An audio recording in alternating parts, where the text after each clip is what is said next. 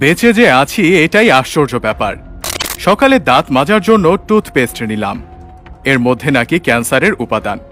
নাস্তায় একটু পরোটা খেলাম, সেটাও আবার ভেজাল তেলে ভাজা। সুন্দর দেখে একটা কলা খেলাম, তাও আবার কার্বাইড দিয়ে পাকানো। চাঙা হওয়ার জন্য এক মগ কফি নিলাম, সেটাই নাকি কফির গুঁড়ো কম, তেঁতুল বীজের গুঁড়ো বেশি।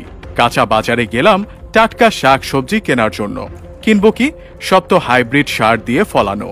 মশলা আর হলুদ গুঁড়ো নিলাম, ওতে আবার লেড আর ক্রোমাইড কেমিক্যাল মেশানো। সয়াবিন তেল দিয়ে রান্না করব, সেই তেলের অর্ধেকই নাকি পাম অয়েল মেশানো। মাছ মুরগি খাবো, কিন্তু সেগুলোকে ভেজাল পোল্ট্রি ফিড খাইয়ে বড় করা হয়। গরমের দিনে একটু তরমুজ খেতে মন চাইল, সেটা নাকি পটাশিয়াম পারম্যাঙ্গানেট দিয়ে লাল করা।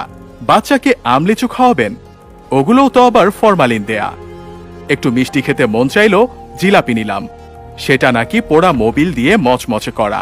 ইফতারে গলা ভেজাতে শরবত খাবো, তাতে মেশানো হয়েছে ক্ষতিকর রং আর কেমিক্যাল।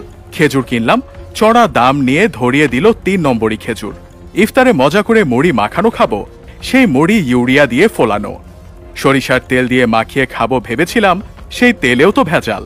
সুন্দর দেখে বড় বড় পেঁয়াজু কিনেছিলাম, খেয়ে মনে হলো বড়া খাচ্ছি। আলুর চপে আলুর নামগন্ধ নেই, বেগুনিতে বেগুন খুঁজে পেলাম না। সবজি চপ মুখে দিয়ে মনে হলো খড়কুটো চিবাচ্ছি। প্রোটিনের জন্য গরম দুধ খাওয়া দরকার, কিন্তু গাভীর পিটুইটারি গ্রন্থিতে ইনজেকশন দিয়ে নাকি অতিরিক্ত দুধ দোয়ানো হয়, তারপর আবার মেশানো হয় 1 বালতি পানি। এত ভেজাল খাওয়ার পর দু একটা ঔষধ না খেলে তো শরীর টিকবে না। কিন্তু ঔষধ যে খাবো, বেশিরভাগ ঔষধ খেলেই হয় সাইড ইফেক্ট, বাকিগুলো আবার শরীরে কাজই করে না। ওষুধ খাচ্ছি নাকি স্বাদবিহীন কাশির ট্যাবলেট খাচ্ছি, সেটাও একটা সন্দেহ। ভেজাল খেয়ে পেট ভরিয়ে বসে বসে ভাবছি, এই পর্যন্ত বেঁচে আছি কিভাবে।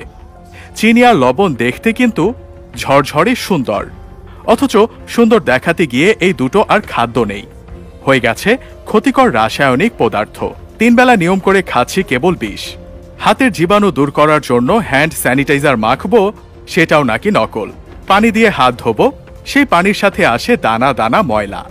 সবজি কিনতে গিয়ে ভালো দেখে বেছে বেছে নিলাম, বাসায় এসে দেখি সব পচা। চিন্তায় পড়ে গেলাম, এ কেমন জাদু? ব্যবসায়ীরা কি মানুষ নাকি এলিয়েন? এখন মানুষের ইমানেও দেখি ভেজাল। আগাগোড়া মানুষের মধ্যেই ভেজাল, দুর্নীতির মধ্যে দুর্নীতি, তার মধ্যে আবার দুর্নীতি।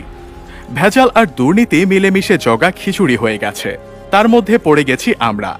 নিজের মনেই প্রশ্ন করলাম, আমরা কি আদৌ বেঁচে আছি নাকি ভূত হয়ে ঘুরে বেড়াচ্ছি? বেশি ভাবতে হলো না, কারণ উত্তরটা পেলাম সাথে সাথেই। যে পরিমাণ ফরমালিন খাই, তাতে শুধু ফলমূল নয়, সাথে আমরা মানুষেরাও সংরক্ষিত হয়ে গেছি, নইলে তো কবেই পচে যেতাম।